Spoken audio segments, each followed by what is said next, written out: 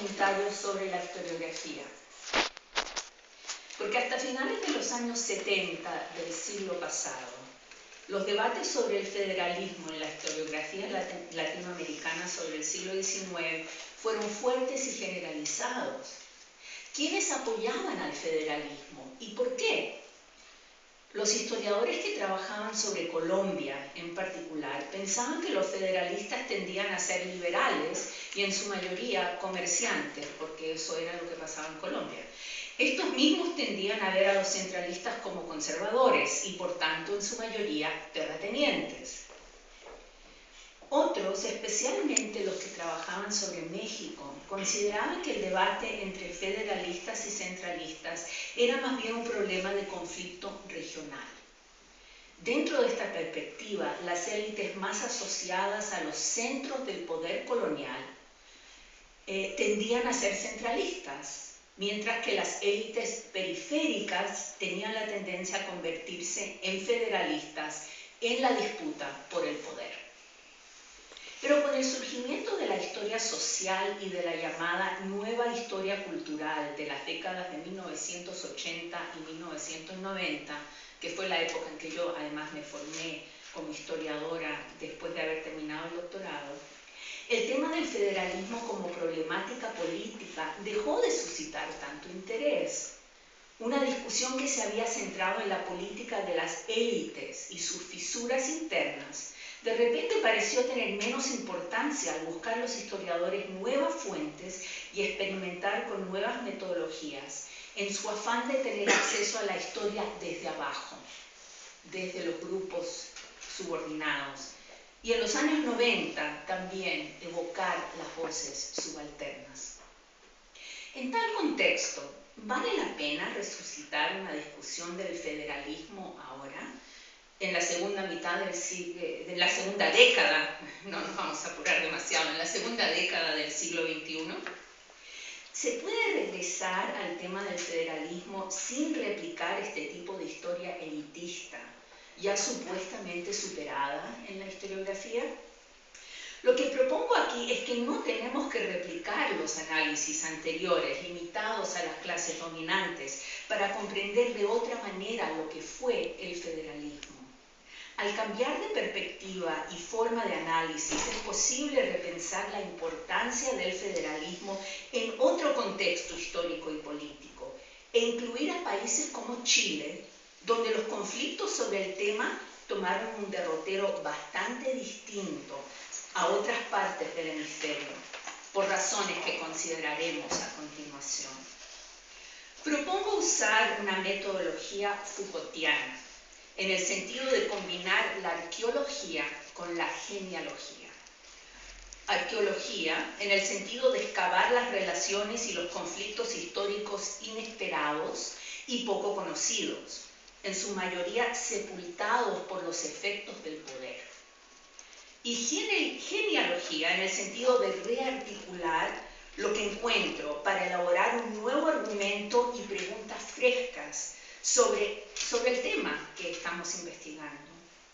Este enfoque está basado también en el supuesto que tenemos que salir de los parámetros mejor conocidos de la llamada historia patria para llegar a comprender el federalismo y su papel en la formación del Estado-Nación. En otras palabras, para comprender bien la formación de la nación, es necesario cuestionar el esquema histórico construido en el proceso mismo de la consolidación nacional. Y aquí voy a tomar un momentito simplemente para hacer un comentario, y es que cada país en las Américas se considera completamente único. Su historia es única y uno la tiene que comprender como una historia nacional. Entonces, ¿por qué uno se mete a comparar países cuando cada uno es distinto y único? Pero resulta que son muy parecidos porque todos se consideran únicos, ¿no?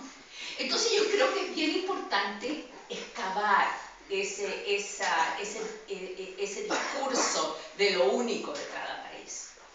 Hoy día voy a comparar con una comparación de Chile y México.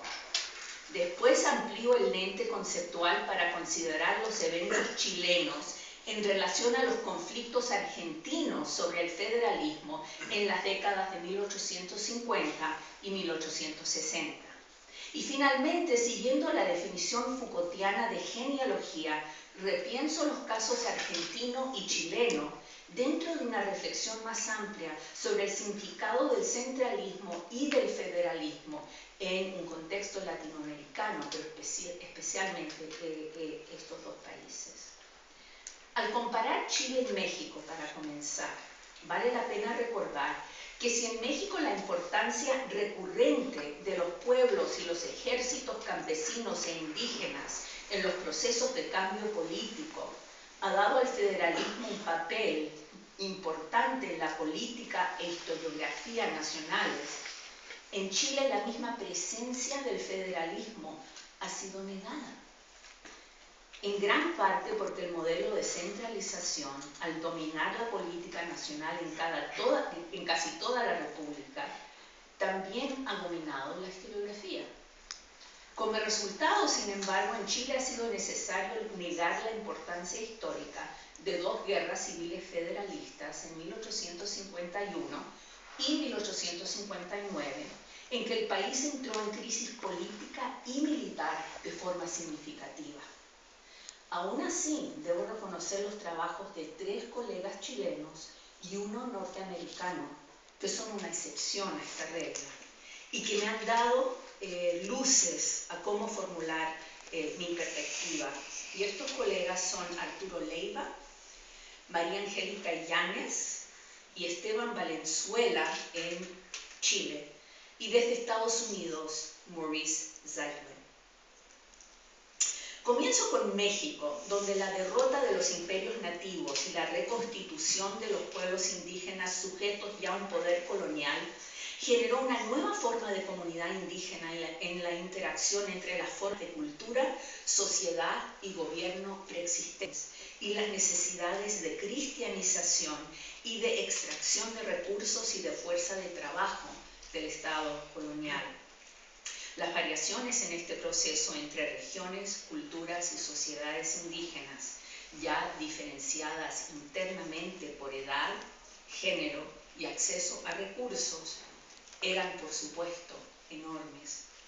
Pero lo que cabe recalcar aquí es que la interacción con el Estado creó distintas oportunidades para distintos grupos y actores al interior de las comunidades indígenas, a veces sacando a relucir más fuertemente las contradicciones internas entre jóvenes y viejos, mujeres y hombres, barrios o linajes.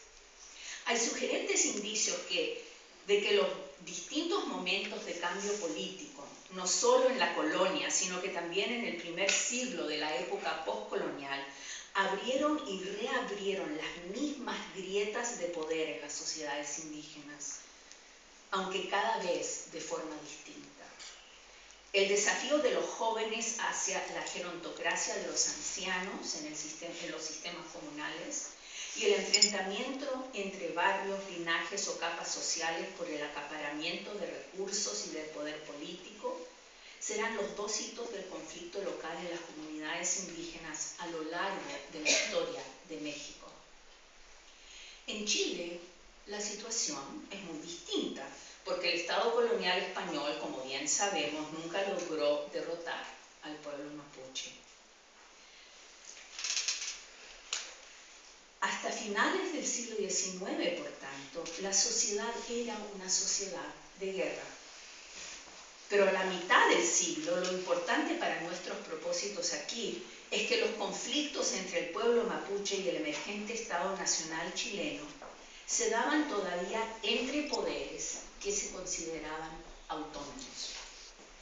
Y serán estos conflictos que sacarán a relucir las tensiones y contradicciones al interior no solamente de la sociedad mapuche, sino que también de la sociedad chilena.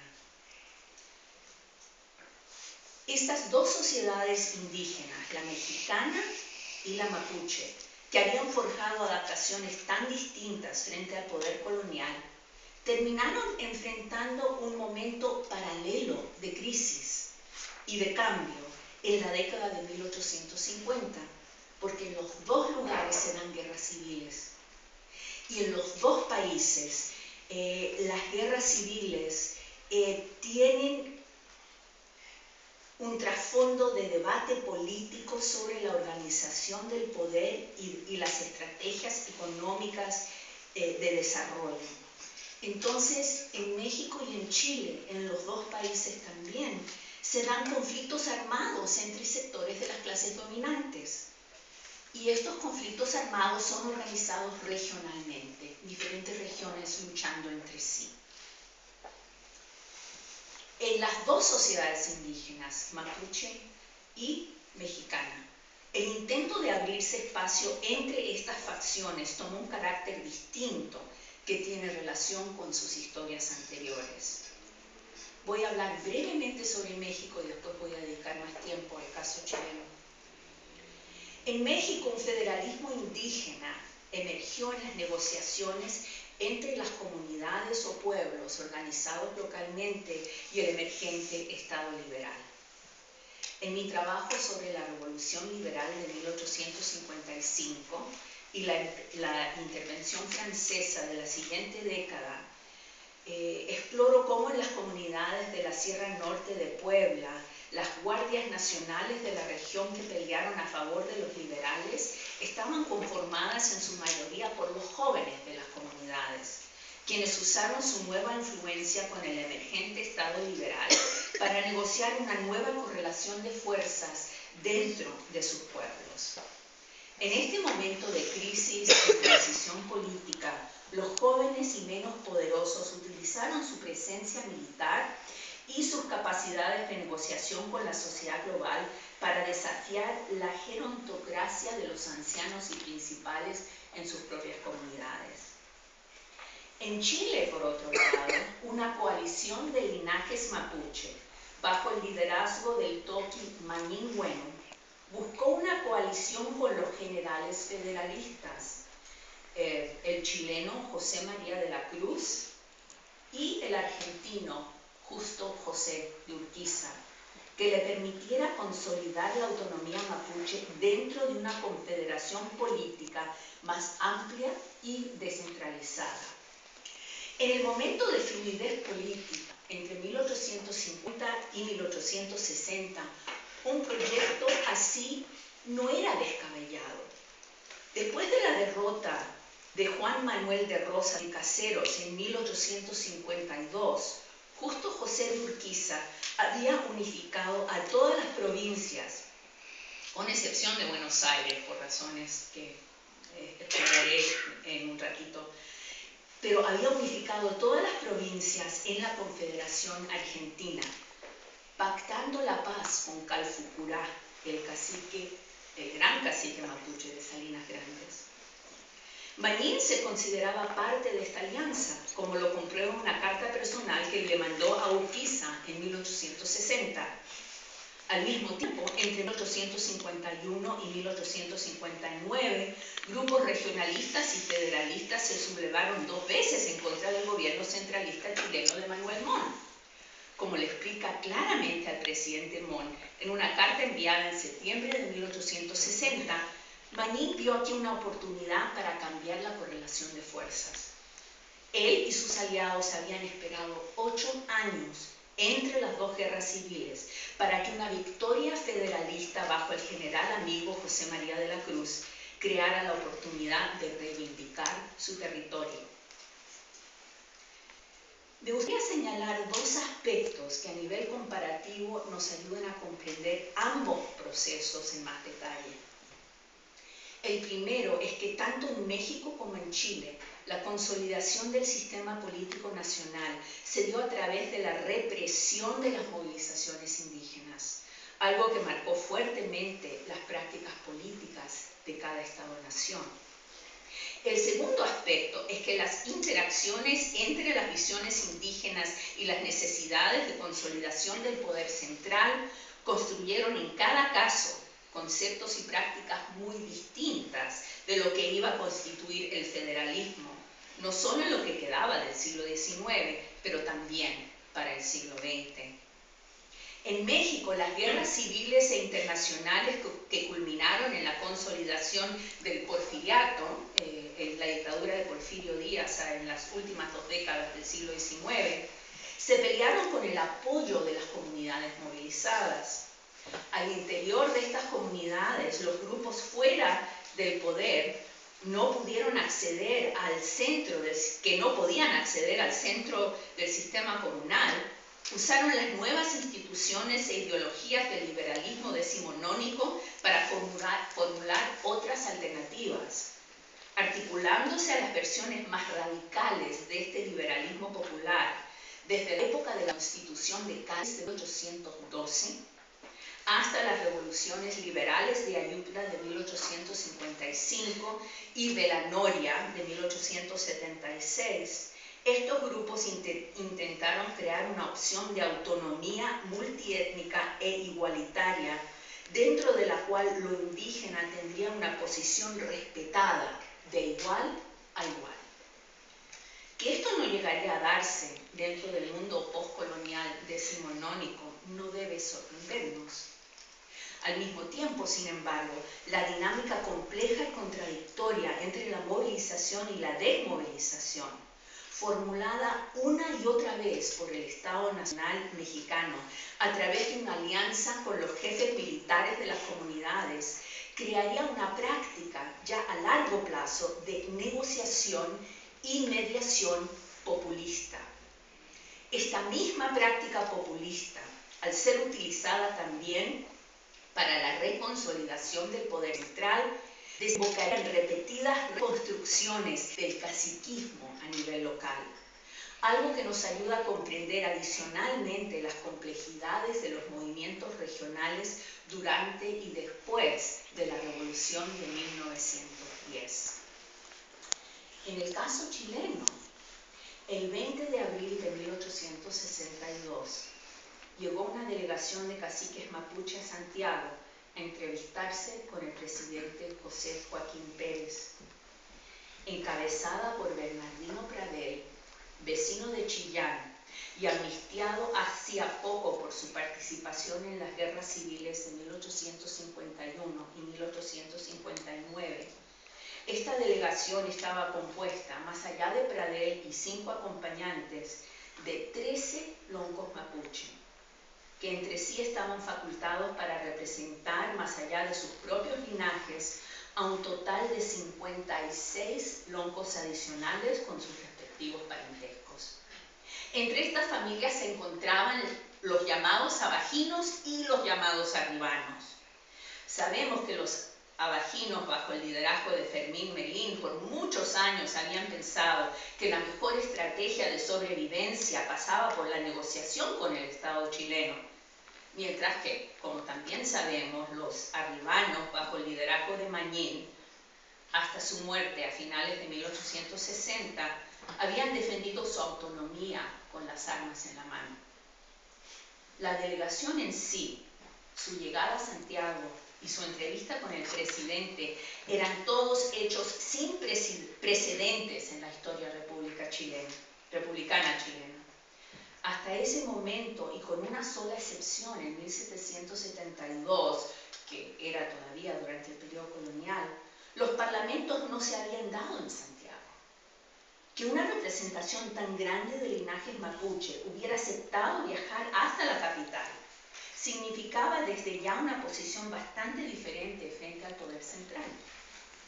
Al mismo tiempo que el presidente Pérez hubiera aceptado financiar este viaje y negociar con un grupo tan diverso de sus enemigos políticos, que incluía a montoneros chilenos y a una serie de loncos mapuche rebeldes, también denotaba una situación particular en la historia republicana, parte de su intento de Pérez de llegar más allá de los conflictos federalistas de la década anterior. ¿Por qué se dio esta situación en abril y mayo de 1862? Usando como punto de partida los trabajos del antropólogo y politólogo chileno Arturo Leiva, podemos ver el periodo entre 1859 y 1862 como una coyuntura particularmente importante en la negociación interétnica. Los loncos mapuche y Bernardino Pradell pusieron sobre la mesa la posibilidad de una incorporación negociada a través de la autonomía departamental y provincial del territorio mapuche al Estado chileno. Desde el punto de vista de los caciques mapuche, esta oferta era un reconocimiento que sus esfuerzos de buscar alianzas de ambos lados de la cordillera que respetaran los tratados de la época colonial ya eran algo del pasado.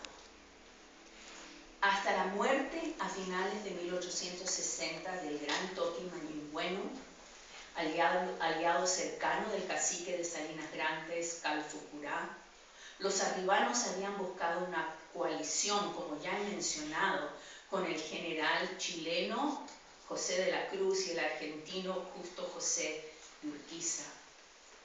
Para abril de 1862, sin embargo, la derrota de Urquiza ante Bartolomé Mitre había cerrado cualquier alianza con el federalismo argentino.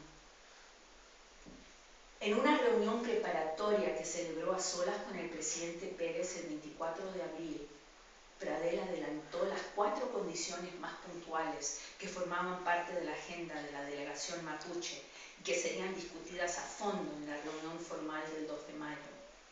Estas eran, primero, la negociación mutua de los daños del levantamiento de 1859, segundo, la entrega de todos los cautivos mapuche, tercera, el reconocimiento de Pradell como mediador oficial en los asuntos de tierras, y cuarta, respetar la línea divisoria del Biobío establecida en los tratados del siglo XVIII. El 2 de mayo se llegó a un acuerdo sobre todos los puntos y los loncos aceptaron la necesidad de ceder, bajo compensación, las tierras necesarias para los fuertes protectores.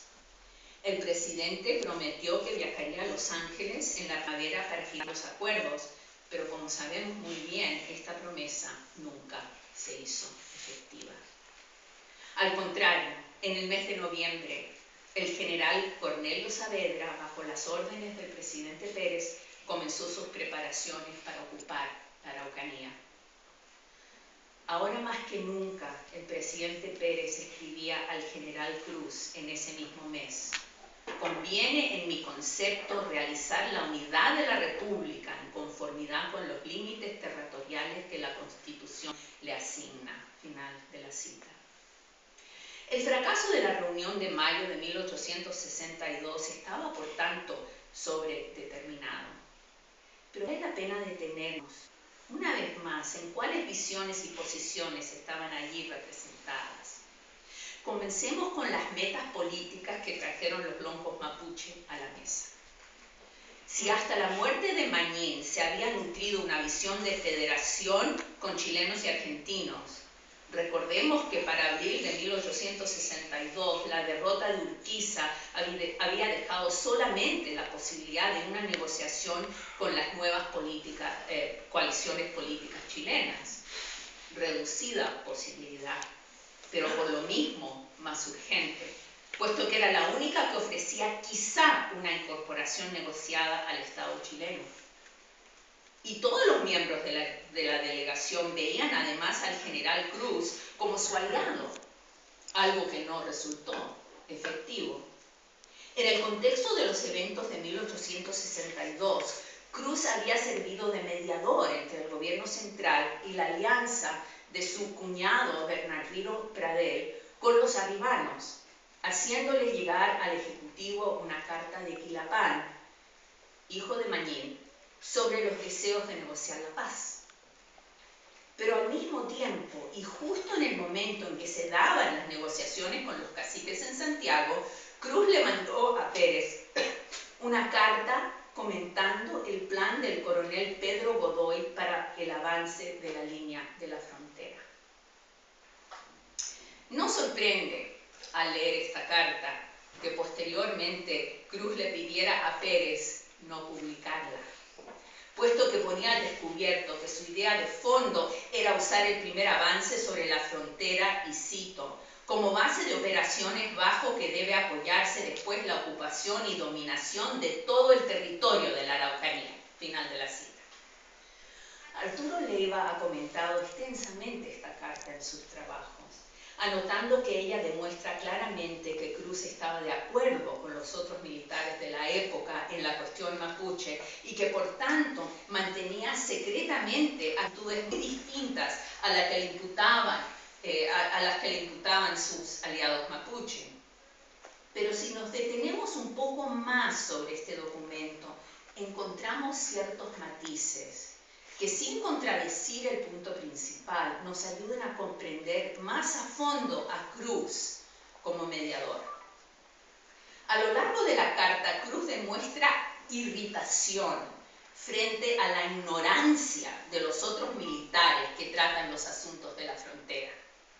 Al menospreciar la capacidad militar de los mapuche, Cruz sugiere, los jefes militares se han metido una y otra vez en apuros. ¿Cómo es posible, se pregunta, que no hayan aprendido de los errores de los españoles?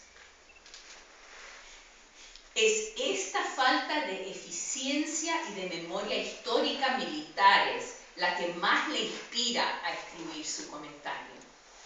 Al mismo tiempo, denuncia los abusos que las autoridades de frontera han perpetrado en contra de los mapuche, especialmente en el tema de tierras, y sugiere todo un proyecto de protección y educación paternalista para atraer a los mapuche poco a poco al mundo civilizado, entre comillas. A nivel general, por tanto, la Carta de Cruz es un llamado a la incorporación pacífica y paternalista del pueblo mapuche, al mismo tiempo respetando su fuerza militar. Pero la incorporación de la Araucanía desde la perspectiva de Cruz no es solamente una cuestión militar ni de civilización, entre comillas, paternalista, sino que también de seguridad nacional. Y dicho sea entre paréntesis, que aquí es donde comienza la perspectiva que se tiene desde el Estado chileno sobre la cuestión mapuche como problema de seguridad nacional. Yo creo que es bien importante notar eso y voy a volver a eso un poco en las conclusiones, en términos de pensar por qué esto era un problema de seguridad nacional.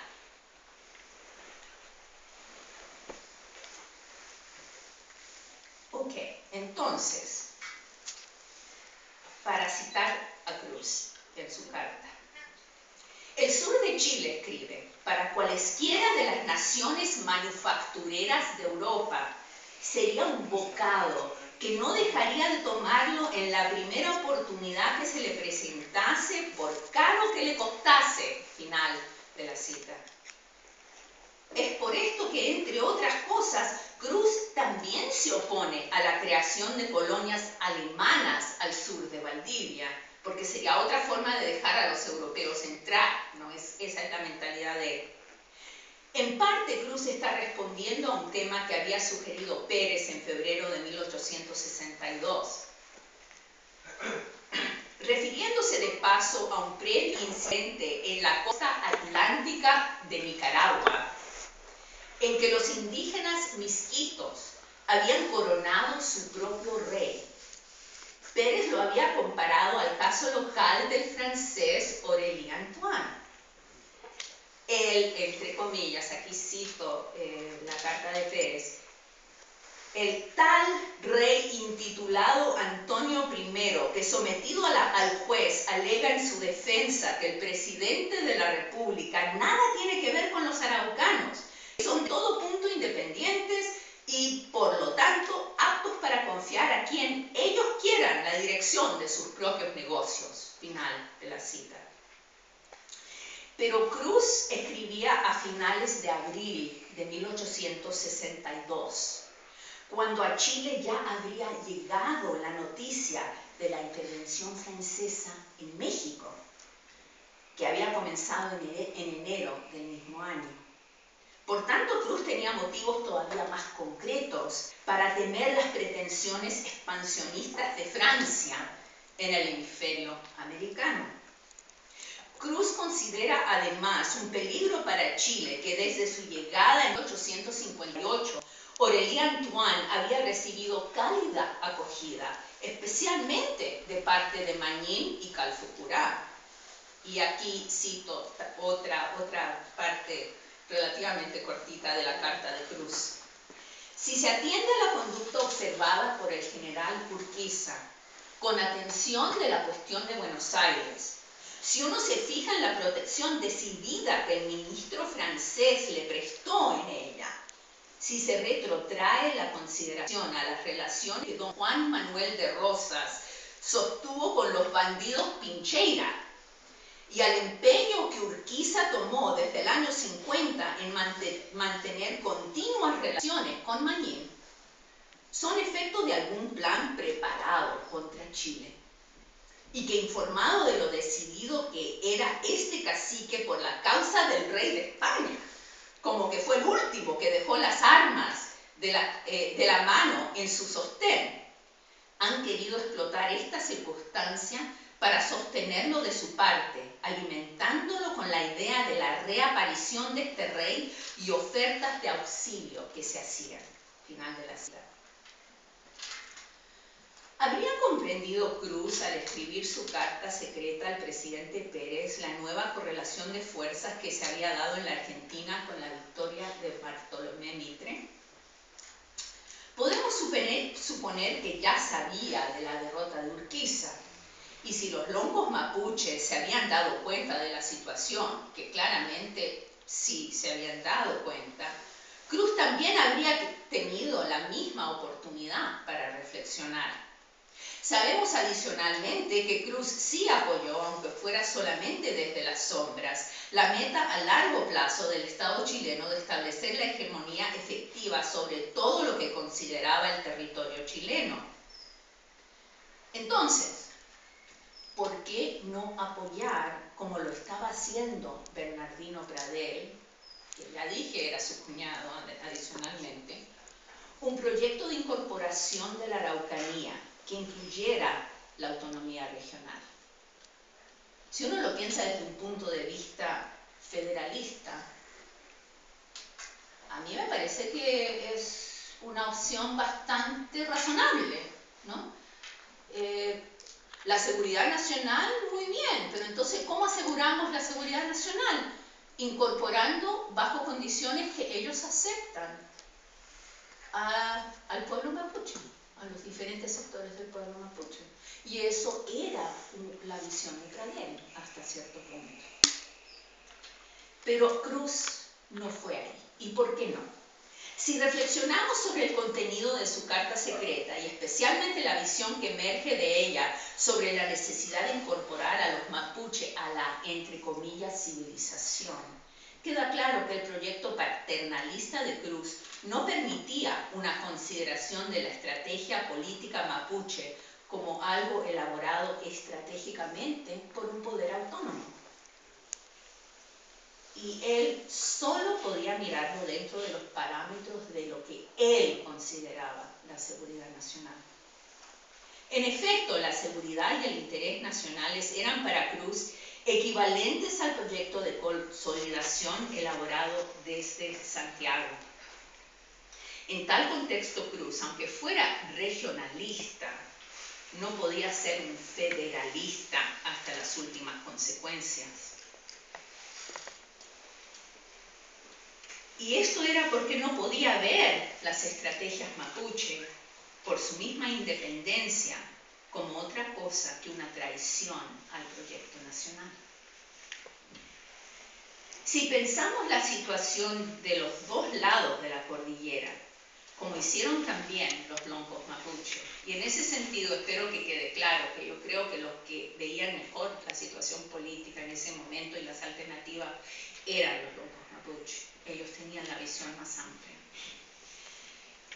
Podemos ver que al involucrar en las negociaciones federalistas a Calfucurá y Mañín, La coalición de Urquiza había sido asociada por una parte importante de la clase política argentina con una visión de peligro y barbarie, entre comillas, y que esta asociación enmarcó todos los esfuerzos de unificación política entre 1852 y 1862.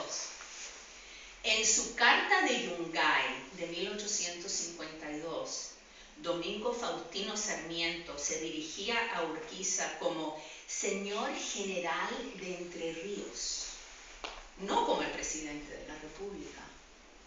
A pesar de que Urquiza había derrotado a Juan Manuel de Rosas, Sarmiento lo asociaba con la barbarie rosista justamente por regionalista y porque estaba negociando con las provincias, el campo, los indígenas y los gauchos. Tan fuertemente se oponía Sarmiento a la coalición de Urquiza, que escribió en la última página de su carta, y cito: "Cuando sepa su victoria sobre Buenos Aires", le está escribiendo a Urquiza, "pediré carta de ciudadanía en Chile para consagrarme a la enseñanza popular". Final de la cita. Valga la ironía, el debate más importante sobre el proyecto federalista de Urquiza se dio en Chile, entre Sarmiento y Juan Bautista Alberdi, los dos exiliados políticos de la dictadura rosista. Menos de 2 meses antes de que Sarmiento escribiera su carta de Yungay, Alberdi y varios otros argentinos en el exilio formaron el Club Constitucional de Valparaíso en apoyo a Urquiza. En oposición a Alberdi y en apoyo a Buenos Aires y a la rebelión de Bartolomé Mitre en contra del gobierno de Urquiza, Sarmiento formó el Club de Santiago. La carta de Yungay era pues una parte de esta campaña política desde Chile y en apoyo a la campaña militar de Mitre para derrocar a la coalición federalista de Urquiza. Interesante notar que una campaña desde el país vecino en apoyo al derrocamiento de un gobierno nacional no se haya visto como un desafío a la seguridad nacional. Seguramente porque la campaña era dirigida por un miembro importante de la clase política argentina. En contraste con esto, las negociaciones de los longos mapuche, y especialmente de Mañín, con Urquiza y con Aurelien Antoine, aunque hechas desde la autonomía territorial mapuche, no podían verse como otra cosa que un desafío a la integridad y a la seguridad nacionales de la nación chilena. Que no se hayan comparado antes estos dos casos nos dice mucho sobre el poder que ha tenido la historia patria dentro de las fronteras nacionales. Y eso es verdad de ambos lados de la cordillera, creo yo. Si pensamos la historia del federalismo más allá de las fronteras nacionales, podemos ver la importancia de lo transnacional en la consolidación de los proyectos nacionales chilenos y argentinos a mediados del siglo XIX. Podemos notar que la misma construcción de lo nacional fue parte de un proceso que definió a algunos, como los pueblos indígenas, los gauchos y el campo en general, especialmente del lado argentino, como parte de la barbarie, entre comillas, que tenía que ser incorporada a la, entre comillas, nuevamente, civilización. Ambos países siguieron viendo su problema indígena como un impedimento a la unificación y seguridad nacionales. Y durante la misma década, como sabemos, en 1880, se llevaron a cabo campañas militares de ambos lados de la cordillera para eliminar todo rezago de autonomía y resistencia aborigen y, en efecto, tomar posesión nacional sobre la población nativa. Pero también es importante ver más allá de las fronteras nacionales para darnos cuenta que comparativamente las mismas preocupaciones sobre la seguridad y la unificación llevaron a modelos bastante distintos de organización política. En Argentina, la predominancia económica de Buenos Aires y de su puerto llevó a la derrota de la Confederación de Urquiza a pesar de su predominancia territorial. Dada esta abrumadora superioridad económica, aún después de 1880, cuando Buenos Aires nuevamente consolidó su control político sobre el territorio argentino, lo hizo bajo un modelo federalista, en que la ciudad fue transformada en Distrito Federal. Irónicamente, una política primero sugerida bajo la Confederación, el gobierno de Urquiza. El problema, por tanto, en Argentina no era el federalismo en sí, sino que más bien quién lo hegemonizaba. En contraste, en Chile, la campaña militar en contra de los mapuche reenfatizó la tradición centralista comenzada bajo Diego Portales y reforzada por Manuel Montt y Antonio Varas. Los regionalistas, que como Cruz se preocupaban por la seguridad nacional, se plegaron al Estado centralista. El resto del siglo XIX, sin embargo, haría claro que Santiago no tenía la capacidad de dominar económicamente de la misma manera que Buenos Aires. Si las guerras de 1851 y 1859 sacaron a relucir las divisiones regionales entre el centro condado y las regiones norte y sur por otro, la guerra civil de 1891 lo haría más dramática y violentamente en el caso de un norte en expansión después de la Guerra del Pacífico, con la victoria de las llamadas fuerzas congresistas y el suicidio del presidente José Manuel Balmaceda. A final de cuentas, y acá tengo mi último párrafo, para comprender el federalismo en Latinoamérica tenemos que analizar a múltiples niveles a la vez y no limitarnos a las categorías de la política nacional definidas por la historia patria. La presencia de los pueblos indígenas, de los campesinos y del campo en general, y las visiones de organización política que ellos manejaron, fueron un factor importante en los debates nacionales sobre la unificación y la centralización. Queda mucho por hacer e investigar en el tema del federalismo y el centralismo, pero lo que queda claro es que a futuro las discusiones tendrán que llegar mucho más allá de una consideración de las élites y sus diferencias internas, que es lo que facilita una historia patria o una historia nacional no criticada. Los conflictos alrededor del Estado-Nación claramente han involucrado a élites y grupos subalternos, pero también han sido relevantes las visiones indígenas de autonomía y las disputas por el poder a nivel regional e internacional. Al repensar el federalismo tenemos que prestar más atención a estos múltiples niveles, como también a todos los sectores que participaron en la construcción y reorganización de las naciones decimonónicas. Entonces aquí termino con esto.